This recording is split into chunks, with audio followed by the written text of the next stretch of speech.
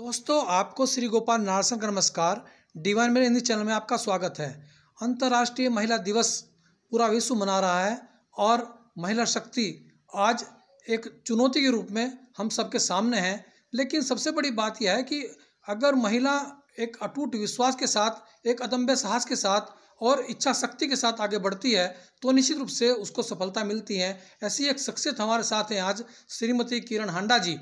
किरण हांडा जी का बेटा विशेष बेटा है और उसको सुनने में और उनको बोलने में दिक्कत है बचपन से ही, और वो उन्होंने उस चैलेंज को स्वीकार किया और किरण हांडा जी ने उसको केवल ये मान करके कि ये कुदरत की देन है, एक अभिशाप नहीं माना, बल्कि उसको विश्वास के साथ में, एक अदम्य साहस के साथ में उस चुनौती को स्वीकार करते हुए अपने बेटे का कैरियर बनाने का दृढ़ संकल्प लिया। और इतना ही नहीं, उन्होंने उस तरह के जो बच्चे दूसरे हैं जो सुन नहीं सकते, बोल नहीं सकते, उन बच्चों के लिए एक स्कूल खोलना, रुड़की में जो खोला, वो उनकी आप संस्थापक प्रधानाचार्य आप रही हैं, अनुश्रुति विद्यालय। बहुत बड़ा नाम है इस विद्यालय का। और सबसे बड़ी बात है कि बिना किसी सरकारी सहायता के वो विद्यालय दिन दूनी रात चौगुनी प्रगति कर रहा है। और इस तरह के जो विशेष बच्चे हैं उनका कैरियर भी आसमान छू रहा है। अगर मैं कहूँ तो वो बच्चे जिनके बारे में लोग उम्मीद करते हैं कि वो धारा के से बाहर हो गए हैं, वो किरण हांडा जी ने उन बच्चों को मुख्य धारा में ला करके उनके कैरियर बनाने का जो काम किया है, उनको संवारने का काम किया है, उसके लिए डिवाइन हिंदी चैनल उनका अभिनंदन करता है। और मैम, आपका डिवाइन हिंदी चैनल में स्वागत है। और मैं पूछना चाहूँगा कि आपका विशेष बेटा है और वो बेटा चूँकि जो सुनने में और बोलने में अगर दिक्कत हो तो कुछ माता पिता तो हताश होकर घर बैठ जाते हैं, लेकिन आपने घर बैठना गंवारा नहीं समझा और आपने उसको चुनौती रूप स्वीकार किया और आपने उस बच्चे की तो विशेष पढ़ाई कराई, साथ ही ऐसे दूसरे बच्चों के लिए भी आपने अनुश्रुति विद्यालय जो IIT परिसर में है वो खोला और उसकी आप संस्थापक प्रधानाचार्य रही हैं। तो मेरा केवल एक सवाल यह है कि आपको ये जब सूचना मिली कि मेरा बेटा ये दिक्कत है उसको, तो आपने उसको किस तरह से चुनौती में स्वीकार किया? देखिए, मैं झूठ तो नहीं कहूँगी। जैसा सभी माताओं के साथ होता है, जब मुझे पता चला कि वो नहीं सुन सकता और सुन नहीं सकता तो डॉक्टर ने कहा कि वो बोलने में भी सक्षम नहीं होगा। तो मेरे साथ भी वही हुआ जो कि सभी के साथ होता है। ऐसा सुनने पर तो लगा कि शायद अंधेरा छा गया है, अब तो कोई चारा ही नहीं है, कोई रास्ता ही नहीं है। और बहुत ही दुखी हुए हम लोग। बहुत टाइम लगा हमको इससे उबरने का, बाहर आने का। पर यही सोचा कि ऐसे रो रो कर बैठेंगे तो अपनी ज़िंदगी तो ख़राब होगी ही, बच्चे की भी होगी। तो सोचा कि भाई मैं कुछ ट्रेनिंग करूं। पहले तो हमने इधर उधर के स्कूलों में जाकर देखा कहाँ ट्रेनिंग ले सकते हैं, कहाँ बच्चे को दाखिल करा सकते हैं। पर मुझे कोई ऐसा स्कूल नज़र नहीं आया जहाँ कि मैं अपने बच्चों को दाखिल करा सकती। फिर मन में ये विचार आया कि मैं अपने आप ही को ट्रेन क्यों ना करूं और अपने बच्चों को पढ़ाऊं। और जब बच्चे को पढ़ाना शुरू किया तो लोगों के भी और हमारे पास वो आने लग गए, मैसेज आने लग गए कि भी आपके बच्चे के साथ ये प्रॉब्लम है, तो क्या आप हमारे बच्चे को भी पढ़ा लेंगे। तो मुझे लगा, क्योंकि मैं ऐसे बच्चे की माँ थी, तो मुझे लगा कि मैं उनका दुख समझ सकती थी। तो फिर मैंने उनको भी पढ़ाना शुरू किया। और उसके बाद फिर हम लोगों ने ये सोचा कि क्यों ना हम एक स्कूल की शुरुआत करें। पहले हमने सोचा, क्योंकि मेरे हस्बैंड जो हैं डॉक्टर SC हांडा, वो IIT में प्रोफेसर थे उस समय, अब रिटायर्ड हैं। तो हम लोगों ने ये सोचा कि हम लोग अपने बच्चों को बाहर लेकर जाते हैं, अमेरिका वगैरह में। क्योंकि उन्होंने कनाडा से PhD की थी, तो हम लोग जा भी सकते थे। सब तैयारी हो गई, पासपोर्ट बन गया, सब कुछ हुआ। फिर ये विचार आया कि बाहर जाके तो हम अपने ही बच्चे की मदद करेंगे, तो क्यों ना हम कोई ऐसा स्कूल यहाँ खोले जो कि हमारे बच्चे के साथ साथ और भी जो आसपास के बच्चे हैं उनकी भी शिक्षा हो जाए। फिर हमने वो स्कूल खोला और उस स्कूल को हमने की, बहुत ही कोशिश करनी पड़ी कि उस समय के जो वाइस चांसलर थे उनसे ये बात करने के लिए कि इस स्कूल को वो अपना बेबी समझ के और वो हमारे कैंपस पे ही खुलवाएं। तो उन्होंने कहा कि ये तो इंस्टीट्यूट है, इंजीनियरिंग कॉलेज है, तो यहाँ पर डेफ बच्चों का क्या काम। फिर हमने उनको कहा कि जो आपके यहाँ से पास आउट हैं, जो एल्यूमिनाई हैं, जो लोग बाहर अब बहुत बहुत बड़ी बड़ी जॉब्स पर हैं, वो जब यहाँ आएंगे तो उनको भी अच्छा लगेगा ये देखकर कि भाई हमारी जो संस्था थी जहाँ से हम पास आउट हैं, उन्होंने अपने कैंपस पे एक ऐसे बच्चों का स्कूल खोला तो उन्हें भी अच्छा लगेगा। तो तब ये स्कूल की शुरुआत हुई और तब उसका नाम था Roorkee school for the def.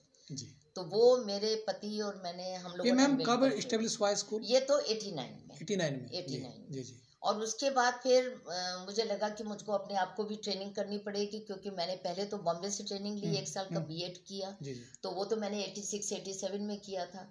उसके बाद 89 में मैं कॉन्फ्रेंसेज वगैरह में जाती रहती थी, मेरे काफ़ी पेपर पब्लिश हुए हैं डेफनेस के ऊपर। जी और फिर अमेरिका से मुझे कॉन्फ्रेंस, इंटरनेशनल कॉन्फ्रेंस में मेरे 2 पेपर वहाँ भी पब्लिश हुए और उन्होंने मुझे बुलाया वहाँ वो पढ़ने के लिए। तो फिर मैं वहाँ गई और वहाँ से मैंने ट्रेनिंग और ली। वहाँ के स्कूलों को भी लोग बहुत बोलते थे कि हमारे यहाँ ऐसा एजुकेशन सिस्टम नहीं है। तो मैं देखना चाहती थी कि ऐसी क्या चीज़ वो करते हैं जो हम लोग नहीं कर सकते। जी जी तो मैंने वहाँ वो लिया, वहाँ से ट्रेनिंग ली। 6 महीने में वहाँ रही। रॉचेस्टर, न्यूयॉर्क स्टेट में रॉचेस्टर जगह है अमेरिका में, वहाँ से मैंने ट्रेनिंग ली। और फिर मैंने आकर अपने इस स्कूल में, जो कि आदर्श बाल निकेतन के साथ ही जी में था, जी 1 कमरे से 2 कमरे से स्कूल शुरू किया। और तब हमारे पास 8-10 बच्चे थे। धीरे धीरे 12 हुए, 15 हुए, 20 हुए, ऐसे करते करते काफ़ी बड़े। और जो कुछ मैं वहाँ सीख कर आई थी अपनी यहाँ की सिचुएशन के हिसाब से, कि हम लोग क्या कुछ कर सकते बेटर हैं, कर सकते हैं। जो हमारे पास वाया मीडिया है, पैसा है जितना है, तो उसके हिसाब से जो कुछ हम कर सकते थे हमने किया। और उसके बाद स्कूल ने इतनी प्रगति की, मैं अच्छे सेंस में तो नहीं कहूँगी प्रगति की, उन बच्चों के लिए तो बहुत अच्छा हुआ जो कि ऐसे जिनको कि कोई भी ऐसे विद्यालय था ही नहीं, जो कि उनके माँ बाप ने ये जी सोचा कि हमारे बच्चे तो घर ही में बैठेंगे। और वो बेचारी बड़ी निराश रहा करती थी कुछ है। तो फिर हमने उनको कहा कि नहीं, आप अपने बच्चों को स्कूल में भेजिए। और धीरे धीरे जब इसकी स्कूल की सारी बाहर खबरें जाने लगी, तो हमारे आसपास के एरिया से, जी जैसे यहाँ छुटमलपुर है, जी जी जी भगवानपुर जी है, मंगलौर है, जी उसके बाद से फिर सहारनपुर, जी जी हरिद्वार, काफ़ी दूर दूर से बच्चे आने ज्वालापुर, लगे। मुजफ्फरनगर, यहाँ से आते थे। और मैं उनको, मेरा सलाम है उन माताओं को जो कि सुबह 4 बजे उठ के अपने घर वालों के लिए खाना बना के रख के आती थी और ऐसे बच्चों को अपने साथ लेकर ला के। के बस में लेकर आती थी। हम उनके लिए वहाँ जगह रखी हमने कि आप सारा दिन अपना यहाँ रहें। फिर हमने सोचा ये माताएं खाली बैठती हैं, तो क्यों ना हम इनको भी अपने स्कूल में लगाएं। जी जी और छोटे मोटे काम जो है, सिलाई सिखाना बच्चों को, जिनको जो कुछ आता था, तो वो उन बच्चों को सिखाते रहे। ऐसे हमारे स्कूल की शुरुआत हुई। अच्छा मैम, अब कितने बच्चे होंगे स्कूल में इस समय जी? इस समय तो 80 के आसपास हैं, पर जी, जी। जब मैंने छोड़ा था तब 110 के जी करीब जी थे। अच्छा, बड़ी बात तो है। अब उनमें से जी 10वीं जी 12वीं करके अच्छा बच्चे मैम, जो काफी ये निकल चूँकि गए। ये जो स्कूल विद्यालय है ये स्वपोषित है, तो हाँ, अभी तक इसमें आपने किया, कोशिश भी की होगी कि इसको मित मान्यता मिले, ऐसा कुछ? बिल्कुल नहीं, जी बिल्कुल नहीं। मुझे कहना तो नहीं चाहिए, पर ये सही भी जी है कि जो सरकारी महकमा होता है ना, जी वो मतलब उसका ढांचा जो है वो अलग ही किस्म का है। जी मतलब वो कोई जैसे चीज पास करानी है तो नहीं होगा। फिर वहां पर काफी वो ये होता था कि अंडर द टेबल, मतलब उनको देना पड़ता था कि ऐसे करें तब पैसे मिलेंगे, तब रिलीज होगी।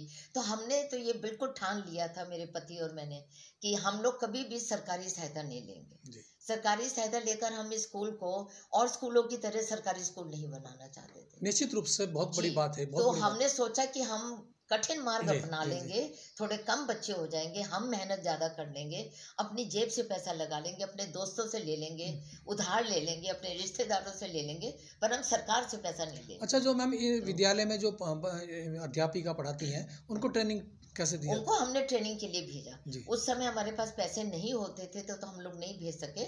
जैसे जैसे ही पैसे एकत्रित हुए, फिर हमने अपनी टीचर्स की भी ट्रेनिंग कराई। तो उन लोगों ने 1-2 लोगों ने बीएड भी किया, डिप्लोमा किया दिल्ली अली यावर जंग इंस्टीट्यूट से। जहाँ से मैंने किया था वो बॉम्बे था, जी वहाँ जी पे डिग्री जी कॉलेज था। जी तो वो मैंने डिग्री की है, ये टीचर्स ने डिप्लोमा जी जी किया है। अच्छा मैडम, ये जो बच्चा है हमारा, जो बेटा है, जी जिसकी वजह से आपने चुनौती स्वीकार की, वो जी। बेटा क्या कर रहा है? वो बेटा आजकल स्टेट बैंक में है, जी आईआईटी ब्रांच में है। और मुझे लगता है, पूर्ण विश्वास है कि अगर आप वहाँ के मैनेजर से जाकर पूछें कि आपका सबसे जो सिंसियर एम्प्लॉय है या सबसे फेवरेट सब लोगों का एम्प्लॉय है, तो वो कौन है, तो वो मेरे बेटे विवेक खांडा का नाम लेंगे। तो फिर तो मैं यही कहूँगा, हे माँ तुझे सलाम। निश्चित रूप आ, से बहुत बड़ी बात है। नहीं, मैं नहीं सोचती, पर मैं भी आम माताओं की तरह हूँ। मुझे भी तब बहुत बुरा लगा था, ऐसा लग रहा था कि अब कोई रास्ता नहीं निकलेगा, पर मैंने ये चुनौती को स्वीकार किया और उस चुनौती को स्वीकार करके ही मैं आगे बढ़ पाई।